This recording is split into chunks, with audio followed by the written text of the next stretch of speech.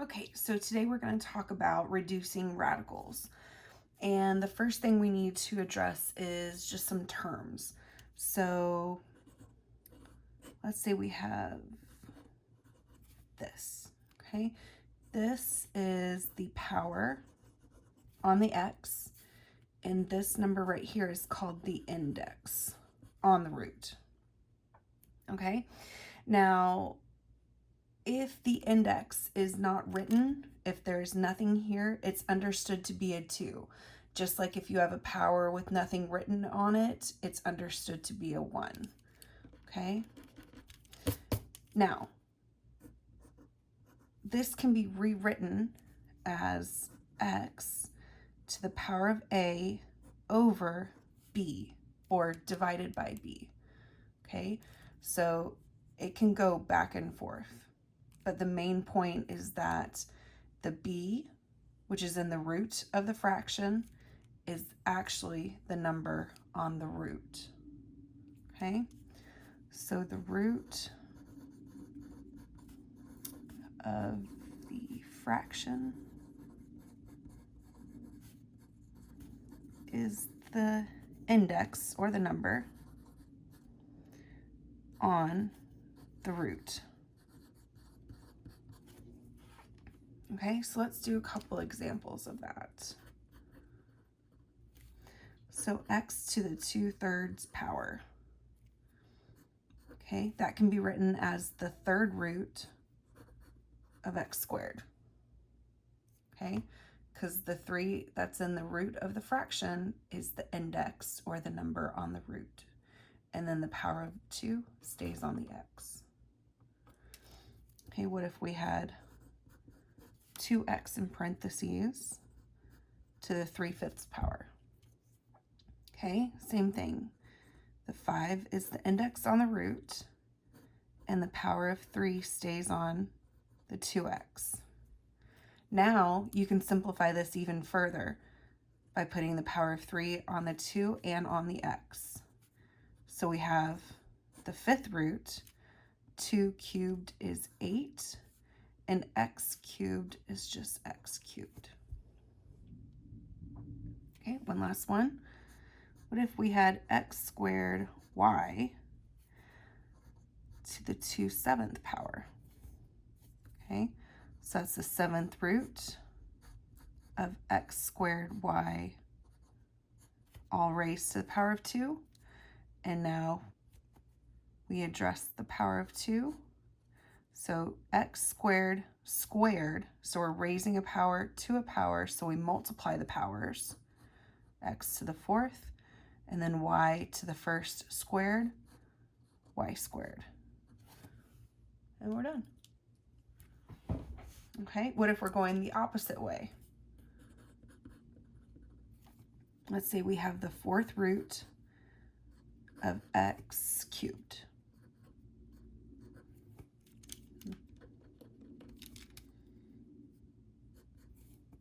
So that's x to the power of 3, root of 4. So x to the 3/4 power. Okay, what if we had just the square root of 3x? Okay, so we don't see a power here, but again, it's understood to be a 1. So we're going to have 3x, power of 1, and then square rooted. So here we have all the things that are understood. So it's a power of 1 and an understood square root. Okay, what if we have the 9th root of 18x to the 4th? Okay, so 18x stays in the parentheses. It was originally to the power of 4 and the 9th root. Okay, one last one. This involves reducing a little bit. So what happens if you have that? So again, the 2x stays in the parentheses, has the power of 2 and a 4th root. But you notice this can reduce, and you absolutely can reduce that, yes. So we get 2x to the power of 1/2. So now we're going to look at actually reducing radicals, but first we're going to look at just the variables. So the first thing you're going to do is separate the variable into a power that is the multiple of the index that is closest to the power without going over, and what is left over. Then you're going to actually root that power that's a multiple of the index by dividing it. So let me show you what I mean. So let's say we have just x to the 9th. Okay, the first thing we ask ourselves is 9 divisible by 3. It is. So we don't actually have to separate it into anything. All we're going to do is do 9 divided by 3, so x cubed. If you want to think of it this way, how we did it up here with the fractions, that's the same thing as saying x to the power of 9 cubed. And now just do your division. Okay, both ways are correct, whichever way you like better, as long as you come up with this same result. Okay, so again, what if we look at the 5th root of x to 100? Well, we know that 100 is divisible by 5, so we just divide it. 100 divided by 5 is 20, so that's x to the 20th power. All right, what if you don't have something that divides evenly? Like, let's say we have the 3rd root of x to the 17th. Okay, 17 is not divisible by 3. But what's the closest multiple to 17 that 3 goes into? Okay, that would be x to the 15th. And then what's left over? X squared. So you can see this 17 goes into 15 and 2. And when we add those together, we get 17, and that way it works out.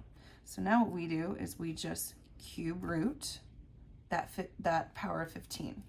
So 15 divided by 3 is 5, so we have x to the 5th, and then what's left over? Cube root of x squared. Okay. Now, one thing in order to check yourself is when you get to this point, right, this number has to be smaller than the index. Okay, so let's say we made a mistake. We had the 4th root of x to the 39. Okay, so I know that 32 is a multiple of 4. So I'm going to separate it into x to the 32nd. And now 39 minus 32 is 7. But I noticed that this 7 is greater than this 4. So I need to go back and fix my mistake. Okay, so what's the multiple of 4 that's greater than 32? That'd be x to the 36. All right, 39 minus 36, 3. Is 3 less than 4? Yes. Okay, so now we can 4th root that by dividing it by 4. So 36 divided by 4, x to the 9th, 4th root, x cubed. All right, let's do one last one. Or let's say we have 2 variables. We have a to the 10th and b to the 8th. Okay, we're going to do the exact same thing, just with 2 different variables. So what is a multiple of 3 that's closest to 10? That would be 9. So a9, and then a to the 1st. And now what's a multiple of 3 that's closest to 8? That would be 6. And then what's left over? 8 minus 6, 2. Okay, now we're going to cube root that a to the 9th. So 9 divided by 3, 3. And we're also going to cube root the b to the 6th. 6 divided by 3, 2. Cube root. And then what's left over? The a to the 1st and b squared. So now we're going to address the coefficients. So the first thing I want you to ask yourself is what perfect blank goes into this coefficient? and you're actually going to look to the index. So if the index is 2, you're going to ask yourself what perfect square goes into this coefficient. If the index is 3, what perfect cube goes into this coefficient? And I've actually printed off a good little list here of perfect squares, cubes, fourths, and fifths. Okay, I will link this below. It's a good little thing to have handy, just saved to your phone. But for the purposes right now, we're only going to use these numbers. But if you were ever on a test or anything and it was an index of 6, just off to the side, I just want you to write, 2 to the 6 and write out what that answer is. 3 to the 6 and write out what that answer is. Okay, but for right now, we're just going to use this sheet. Okay, so ask yourself, what perfect blank goes into this coefficient? Then you're going to separate it, and then you're going to root the actual perfect whatever. So square, cube, etc. Then you're going to actually reduce the variable. So let's do an example. The cube root of 27 x to the 11th. Okay, so we know we're dealing with cubes because the index is 3. So we have our list of perfect cubes right here. Okay, so we notice that 27 is already a perfect cube. So yay. All we have to do is cube root that 27, which is 3. Cube root x to the 11th. And now we're going to reduce the variable. So the same steps as before. What is a multiple of 3 closest to 11? That would be 9. 11 minus 9, 2. And now we cube root x to the 9th. 9 divided by 3, 3. Cube root x squared. Okay.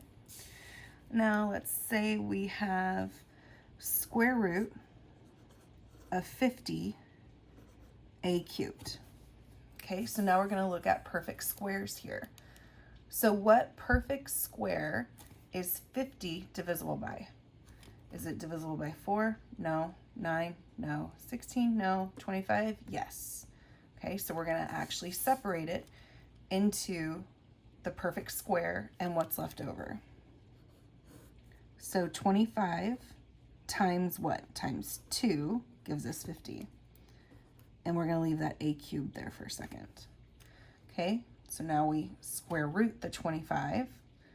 So if we look to our list, 25, the square root of 25, 5. So we get 5 square root 2a cubed. And now we reduce the variable. So 5 square root a squared and an a. And then we square root the a squared. Okay, one more example. Let's do the 4th root of 243, s to the 20th, and t to the 10th. Okay, now I'm going to show you how to do this. So we have our list of perfect powers of 4, perfect fourths. Okay, so what you're going to do is grab your calculator, and you're going to say 243. Okay, let's divide it by our first fourth. See if it goes in evenly. No, it does not. Okay, so 243 divided by the next one, 81. Awesome, goes in 3 times. So we're going to separate this into 4th root 81 times 3 and leave the same variables. Okay, now what's the 4th root of 81? Well, if we find 81 here, we go all the way across, 3. So we have 3 4th root, because we did that, of 3s20 t to the 10. And now we're going to separate these.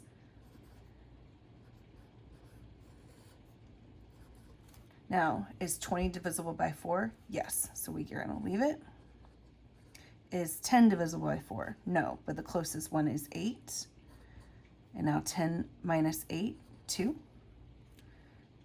So we write 3 4th root that, so 20 divided by 4, s to the 5th. fourth root that. So t, 8 divided by 4, 2. Square root with what's left, 3t squared. Okay. And that's it.